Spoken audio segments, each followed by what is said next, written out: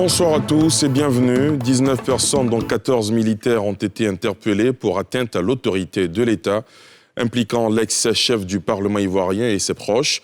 Information livrée ce mardi par le procureur de la République, Ado Richard, au palais de justice cet après-midi. La Côte d'Ivoire a réceptionné ce mardi plus de 20 millions de masques. Aussitôt reçus, ils ont aussitôt été remis à 17 catégories de bénéficiaires ce mardi par le ministre d'État, ministre de la Défense, assurant l'intérim du Premier ministre. La distribution commence déjà demain et concernera toutes les couches de la population. Et puis à l'étranger, le Nigeria a amorcé l'assouplissement des mesures de confinement instaurées à Lagos et à Abuja. Le retour à la normale étant prévu d'ici 6 semaines. Face à la pression sociale, le gouvernement a décidé d'assouplir les mesures et de n'imposer qu'un couvre-feu de 19h à 6h du matin. Tout d'abord, ce soir, l'actualité judiciaire. 19 personnes, dont 14 militaires, ont été interpellées pour atteinte à l'autorité de l'État, impliquant l'ex-chef du Parlement ivoirien et ses proches. Information livrée ce mardi par le procureur de la République, Ado Richard, au palais de justice cet après-midi. Les précisions de Salifia Lekwe et Mathurin Badé. Le procureur de la République cet après-midi face à la presse. Encore pour évoquer l'affaire Guillaume Soro, l'ancien chef du Parlement ivoirien. À l'ordre du jour, les dossiers d'atteinte contre l'autorité de l'État. Selon Richard Adou, la procédure suit son cours et a connu des avancées notables, fruit du travail de la commission rogatoire mise en place en décembre dernier. Les officiers de police judiciaire ont procédé à la perquisition des différents domiciles et résidences, ainsi que des lieux divers. Les dites perquisitions ont abouti à la saisie de 17 véhicules, dont 4 ayant servi au transport d'armes et de munitions, initialement stockés au siège du mouvement Génération EPE Solidaire à Cocody Riviera Golf, en direction de la ville balnéaire d'Assini, pour y être précipitamment immergés dans la lagune en prévision d'éventuelles perquisitions. Aujourd'hui, l'enquête permet d'établir que le siège de ce mouvement politique servait à l'entreposage d'armes. Une situation qui a abouti à l'interpellation de 19 personnes. Le procureur de la République donne les détails. À ce stade de l'enquête, les éléments en notre possession ont permis l'interpellation de 19 personnes, dont 14 militaires, 2 officiers supérieurs et 12 sous-officiers, et de 5 civils en lien avec les faits susvisés. 15 parmi elles ont été inculpées et placées sous mandat de dépôt le vendredi 17 avril 2020. Revenons sur le procès mardi dernier de l'ancien Premier ministre pour recel et blanchiment lié à sa villa, Sisa Marcouri, pour lequel il a écopé de 20 ans d'emprisonnement où des personnalités et membres du gouvernement ont été cités. Le procureur rassure. Tous ceux qui sont impliqués vont être, n'est-ce pas, poursuivis. Vous savez qu'il y a une possibilité d'entendre les membres du gouvernement. C'est ce qui d'ailleurs a été fait. Il faut un décret en conseil de ministres. Donc nous avons entendu certaines personnes dans le cadre de la procédure. Et si toutefois ces personnes se trouvent impliquées parce qu'il existe des indices concordants, ces personnes, comme tous les citoyens, nul n'étant au-dessus de la loi, vont être obligés de répondre de leurs actes. Guillaume Soro fait l'objet de poursuites depuis fin décembre 2019. Plusieurs de ses proches ont été arrêtés. Nouveau bilan du Covid-19 en Côte d'Ivoire. Le pays compte à ce jour 1464 cas confirmés, dont 745 malades actifs, 701 guéris et 18 décès. La déclaration du ministre de la Santé, Dr Eugène Akaawele. Le ministère de la Santé et de l'Hygiène publique a enregistré ce jour mardi 5 mai 2020 32 nouveaux cas de Covid-19 sur 170 échantillons prélevés, soit 19% de cas positifs, 8 guéris et 1 décès. Nous avons noté la nuit dernière le décès d'un patient de 80 ans souffrant de cardiopathie au service des maladies infectieuses et tropicales du CHI de Treichville. Le ministère de la Santé et de l'Hygiène publique présente ses condoléances à la famille éplorée. À ce jour, la Côte d'Ivoire compte donc 1464 cas confirmés, dont 701 personnes guéries, 18 décès et 745 cas actifs. Le nombre total d'échantillons à la date du 5 mai 2020 est de 11 448. Depuis le 21 avril 2020, aucun cas de Covid-19 n'a été notifié à l'intérieur du pays. Tous les nouveaux cas positifs le sont dans le Grand Abidjan. Aussi, j'insiste sur le fait que nous devons continuer à respecter les mesures barrières tant dans le Grand Abidjan qu'à l'intérieur du pays si nous voulons freiner la propagation du virus et contrôler la pandémie en Côte d'Ivoire. Et pour freiner la propagation du virus, la Côte d'Ivoire a réceptionné ce mardi plus de 20 millions de masques. Aussitôt reçus, ils ont aussitôt été remis à 17 catégories de bénéficiaires ce mardi par le ministre d'État, ministre de la Défense, Ahmed Bakayoko, assurant l'intérim du Premier ministre. La distribution, qui commence dès demain, sera gratuite et concernera toutes les couches de la population. Pierre Dipomelin, Arona Zeba. Annoncé par le gouvernement il y a quelques semaines, ces masques de protection contre le Covid-19 étaient très attendus. Aussitôt réceptionnés, 22 millions de cache-nez vont bénéficier à plus d'1 500 000 personnes, organisées en 17 catégories. Le professeur Yapi-Ange Désiré, directeur général de la NPSP, Nouvelle Pharmacie de la Santé publique, précise la clé de la répartition. Les forces de défense et de sécurité vont recevoir un total d'environ 2 150 000 masques pour 15 jours. Après, vous avez les transporteurs qui recevront 4 millions de masques. Pour le ministre d'État, ministre de la Défense assurant l'intérim du Premier ministre, c'est une phase importante qui s'engage dans la lutte contre le coronavirus.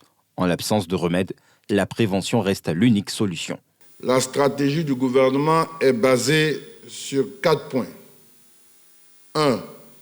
La prévention. 2. Le dépistage des cas suspects. 3. La prise en charge des personnes testées positives. Et 4. L'identification et l'isolement des cas contacts.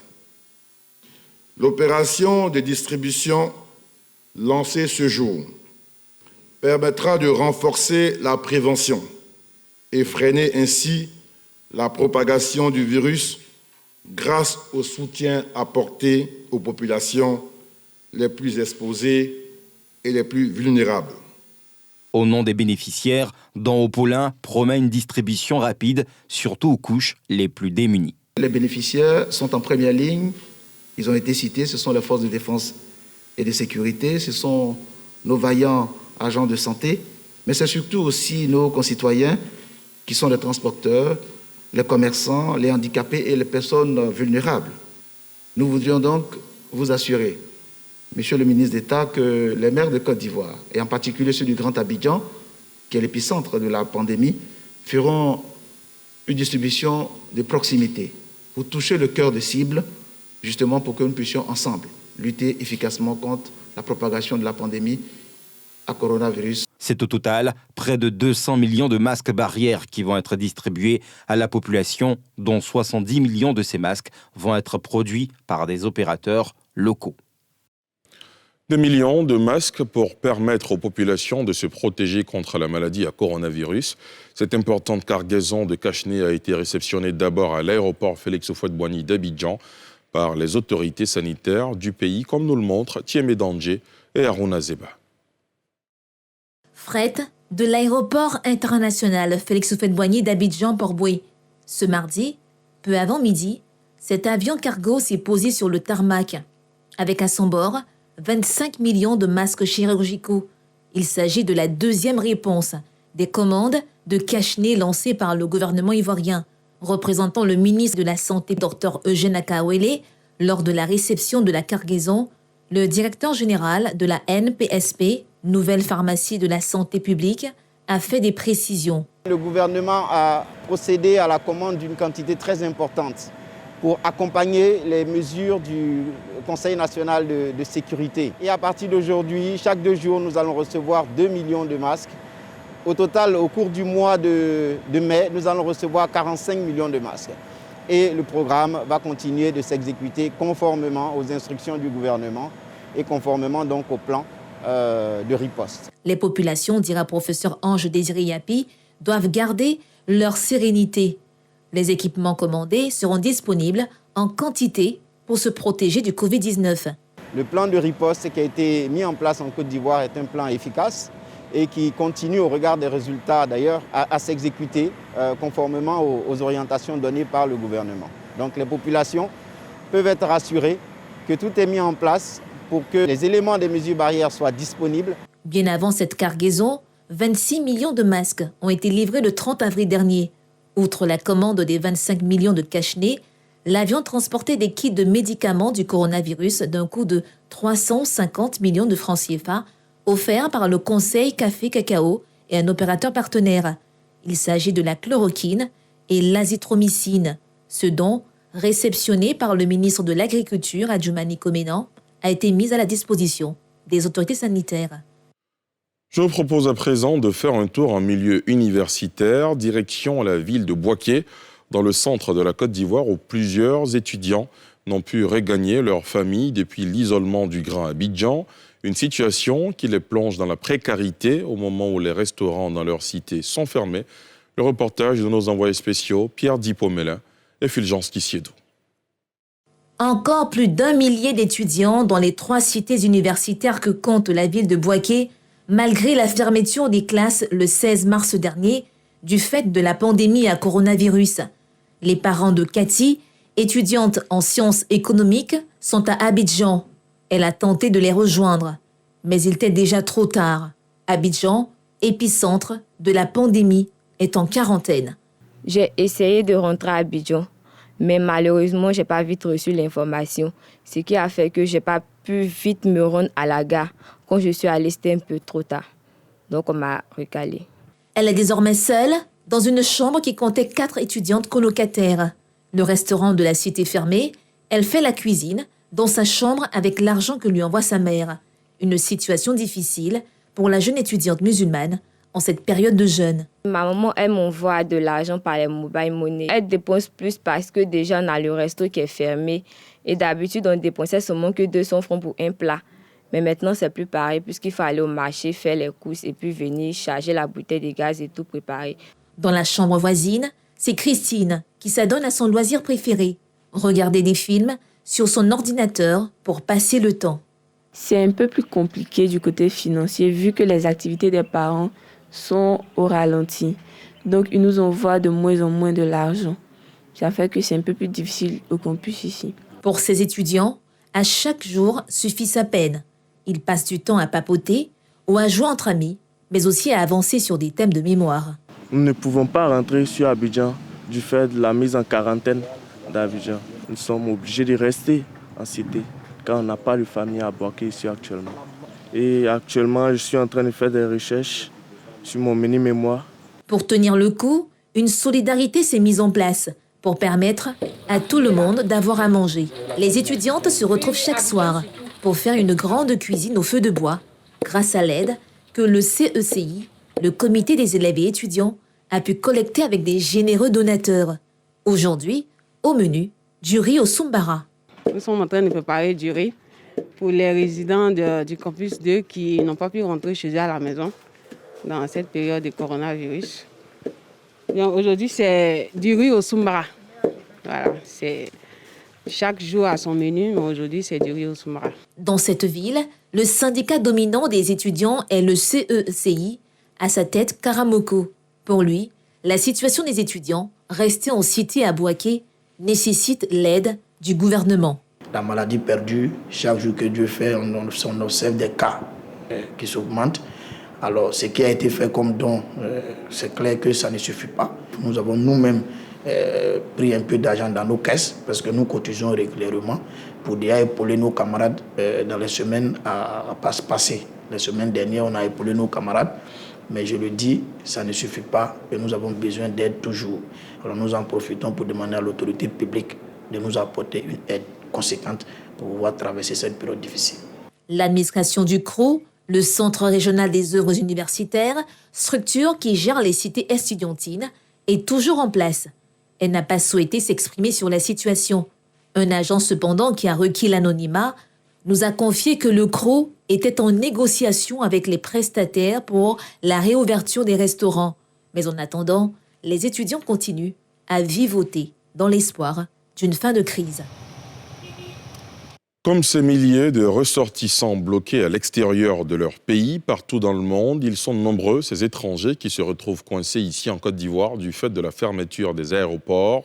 Autre mesure barrière pour limiter la propagation du Covid-19, une équipe de techniciens vietnamiens attend désespérément à Boaké la fin de la crise sanitaire pour regagner leur pays. Un sujet exclusif signé Pierre Dipomelin, Fulgence Kissiedo. Des électriciens et électromécaniciens vietnamiens venus en mission à Boaké pour le compte de l'entreprise qui les emploie devraient être rentrés chez eux depuis plus d'un mois. Mais le coronavirus a pris le contrôle de leur agenda et dispose désormais de leur temps. Ma famille me manque. J'ai une femme et un petit garçon. Je suis bloqué ici en Côte d'Ivoire à cause de la situation sanitaire. Je demande à mon pays de nous aider à rentrer.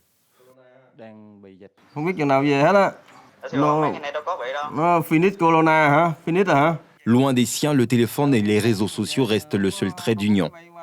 Oh Nam Du, le chef de la mission, est rentré en contact avec l'ambassade du Vietnam en Côte d'Ivoire, mais aucune solution concrète à ce jour. C'est ici que je vis, avec mon équipe. On a tous envie de rentrer. On attend une date de retour. L'ambassade a fait le point de tous ceux qui sont dans la même situation que nous. Elle nous a demandé de patienter. On est là, on attend.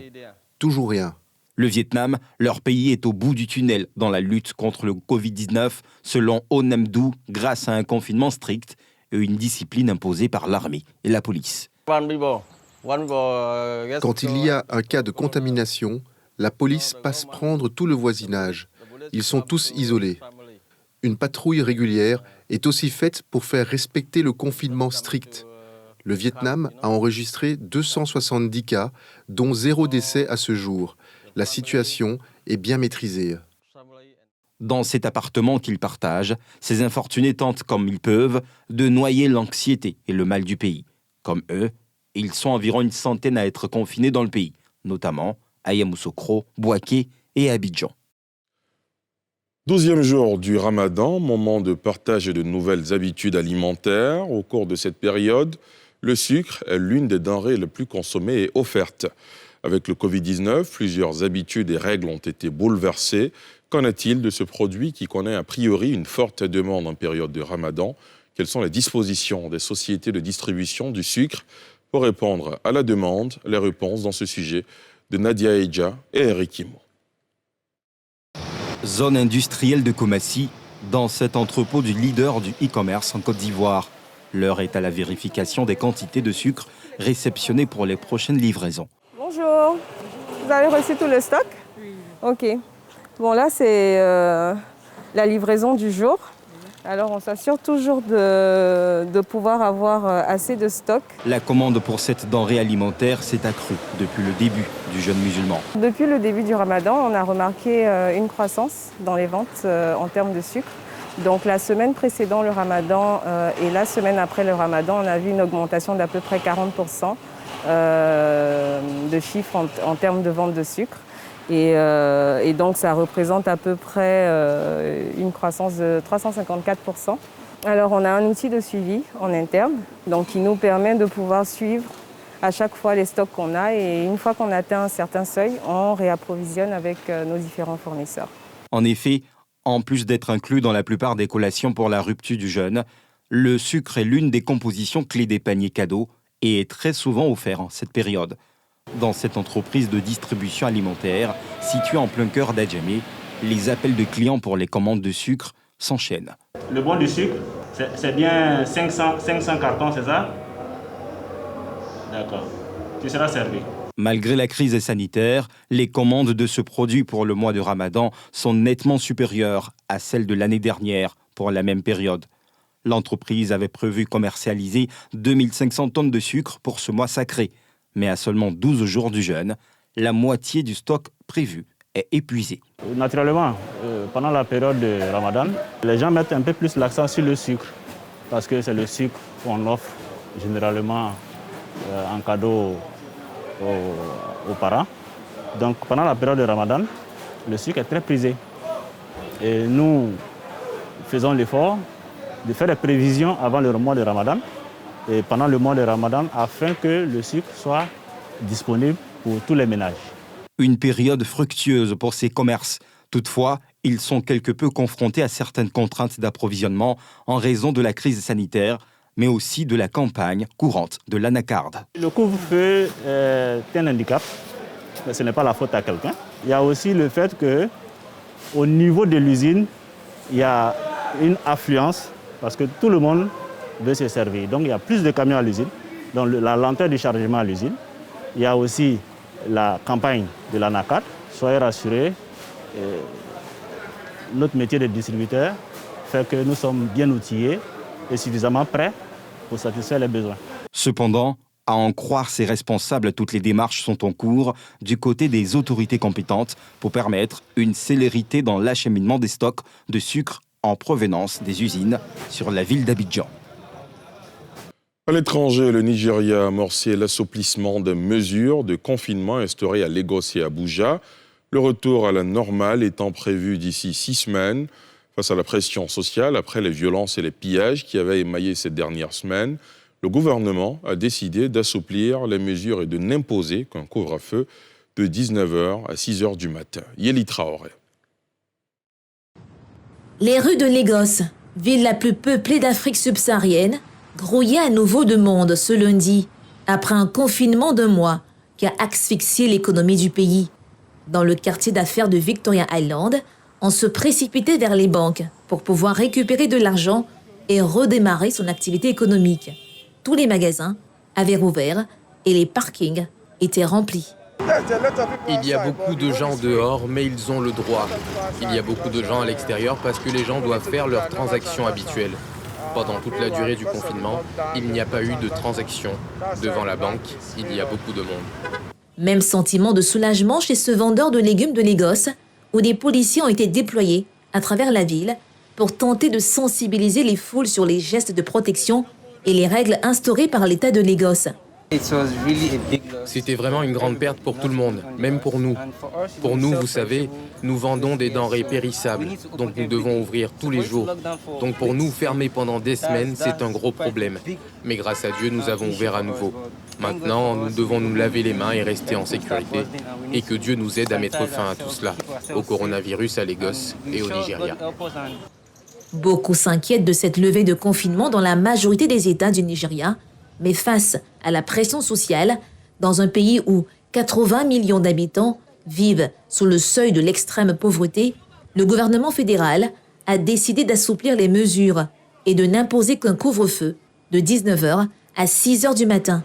Le Nigeria enregistre à ce jour près de 3000 cas officiellement déclarés de contamination au Covid-19 pour 93 décès.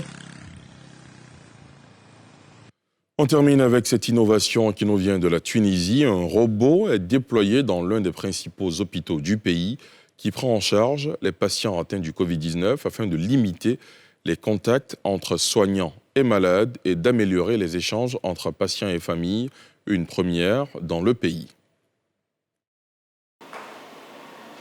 Un robot pour aider à soigner face au Covid-19.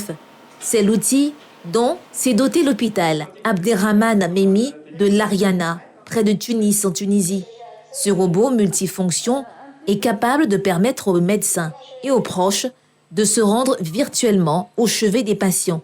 Le robot VSS a 2 fonctions principales. La première, c'est d'assister les médecins et le personnel soignant à maintenir le contact avec les patients sans pour autant qu'il y ait un contact physique et limiter, dans ce cas, les risques de contagion.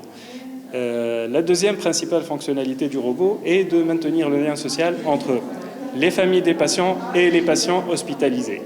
Cet appareil longiligne à roues, surmonté d'un écran, est spécialisé dans le domaine médical.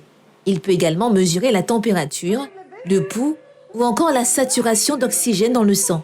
C'est très important pour les soignants d'abord, parce que ça va permettre de diminuer le contact avec le malade et donc du coup de diminuer le risque de contamination du personnel. Ça, c'est très important et c'est vrai que c'est pas évident pour le personnel. On a toujours cette crainte. Un site web permet aux familles de réserver un créneau horaire au cours duquel le robot sera téléguidé jusque dans la chambre du patient pour permettre une conversation vidéo, les visites étant interdites.